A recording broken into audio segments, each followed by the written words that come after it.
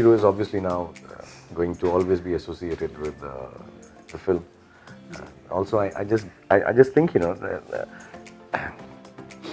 it's like a full circle after, I don't know, 38 years, if you mention it. But, having worked for so many years, and trying to play a hero type, I think it's a good comeback to play the zero type, because that's who I was, and I think that's who I am.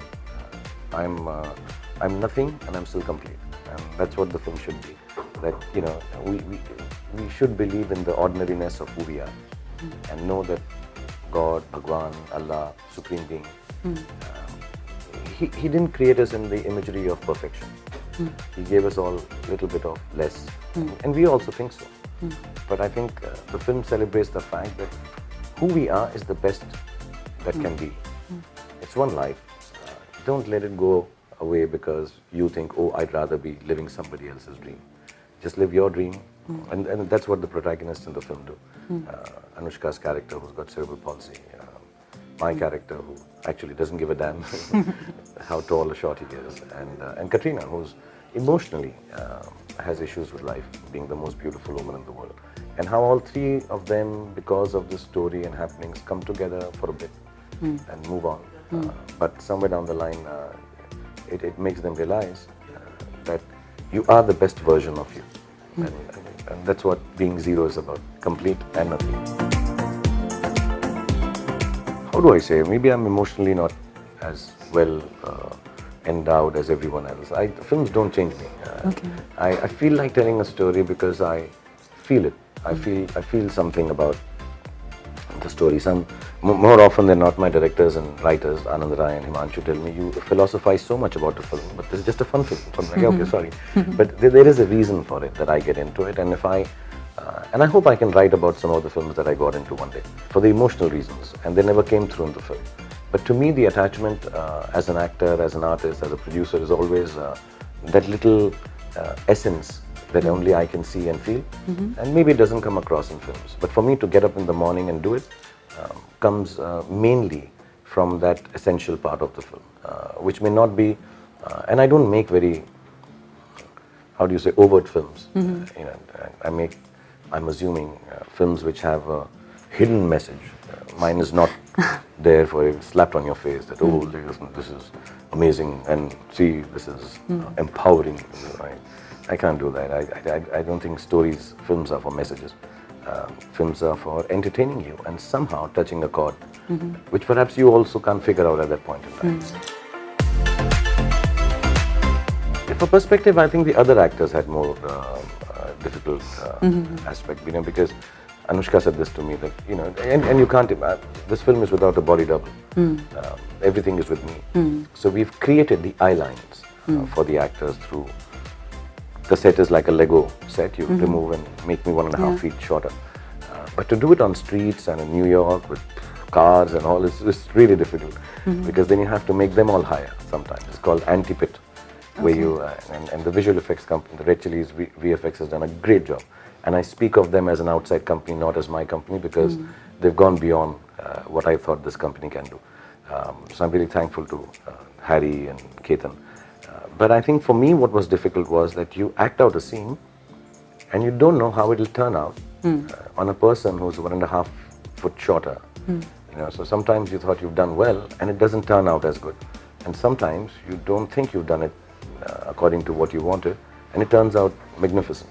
So I think that learning process was difficult as an actor, to adjust to that, and there are a lot of other people who keep coming into your shooting as assistant directors, like choreographers and action masters, and they are not part of the film as much. So when sometimes I'm doing something, you'll get a choreographer to say, "Bhai, waise nahi hua acha, can we do it like that?" And but I know, and the director knows, that this will suit the person when he's 4 feet 5 inches, and we can't explain it because you see it only 3 months later. You can't see it there and then. So that adjustment has been there. And some of the scenes I think Anand and myself have done wrong. Some of them, without realizing, we've done them really right.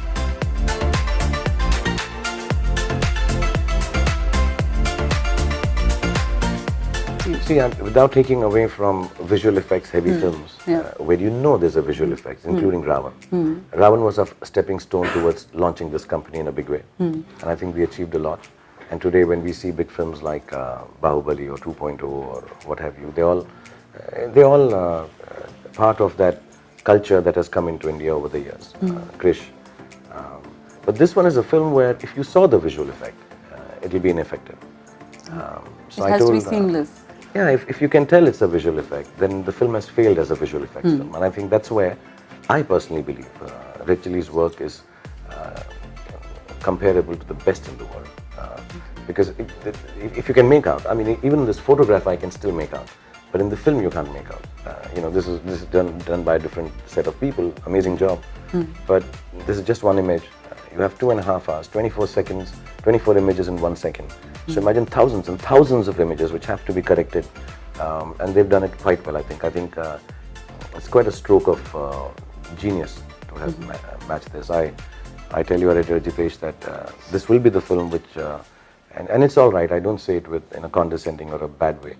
This is a film which Filmfare would not give an award to because they won't be able to tell the visual effects, and they'll choose a film over it because they can see the visual effects. So yeah, so the victory of this film is that it should look like the least VFX film from the most VFX cinematic experience in the country. Is there a difference? Abram feels that I'm playing him. Just before I flew here, I showed him, I think, the new song with Salman. I was showing it to my wife, and he said, "Oh, this is the one, you're like me." My son, elder son, thinks it's a very difficult story to tell because he heard it. He's learning filmmaking in America, and he heard the story because he wanted youngsters to hear it at one time, 2.5 years ago. And he caught on to some parts, and he said, "It's a very difficult film to say, but don't make it easy." So I'm very encouraged that my then 19-year-old son said, "Don't make this film easy. Make it as difficult as you can." And I think my daughter loves it. She's an actor. She thinks Anushka and Katrina are amazing.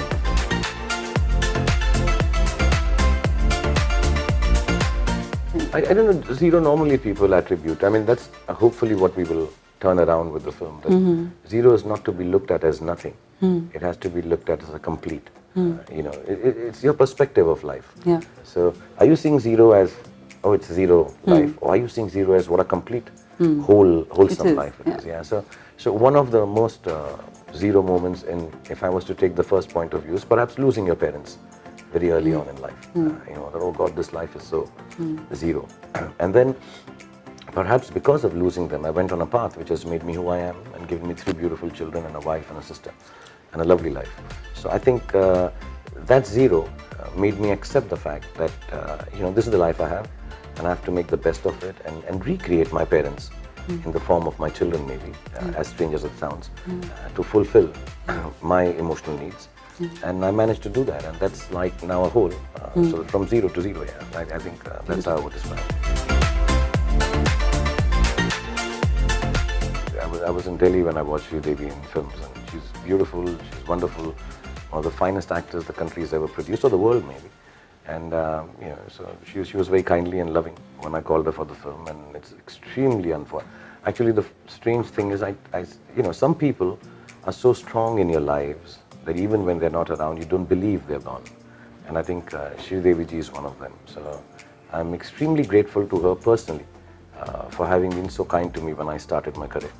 And I've had an equation with her all my life where we don't meet too often, but we always knew we loved each other a lot. And I wish her children the best, the family the best. And I know wherever she is, she's making the world around her very happy.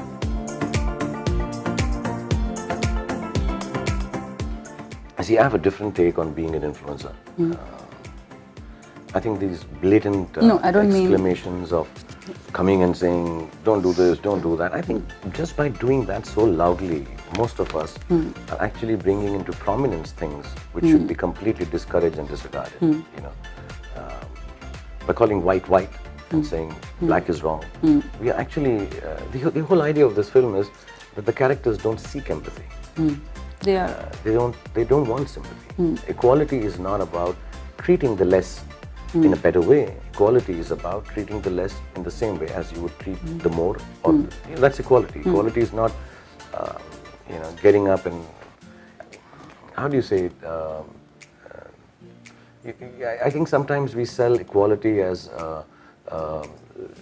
compassion and niceness, and that's the whole subject of the film. That please, nobody wants empathy. Be as normal as possible. Absolutely, it's equal. Equal means no empathy either, and no aggrandizement. As an influencer, the idea that I would tell people is, be happy who you are. I'm the most ordinary person in the world. I'm not the best looking. I'm not the most talented. I'm not the most gifted. But because somewhere people made me trust in myself when I came to Mumbai and acted, or in my personal life, my children, because they believe I can be a good father, I turn out to be a good father. Just have confidence. And when I say confidence, not overconfidence. Just believe this is the best version of you. And this is what you got.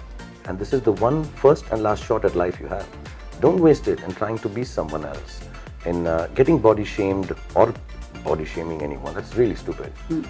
I don't think anybody has the right to do that, because, how do I say it?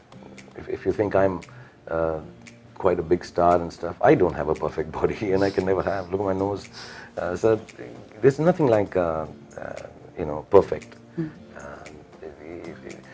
The beauty of imperfection is that there is variety, and each one of us is unique and holds an important place and space in the scheme of things that nature and God has created. Feel proud of who you are, because nature would not go ahead without you. So you are the most important as the next person, before you and after.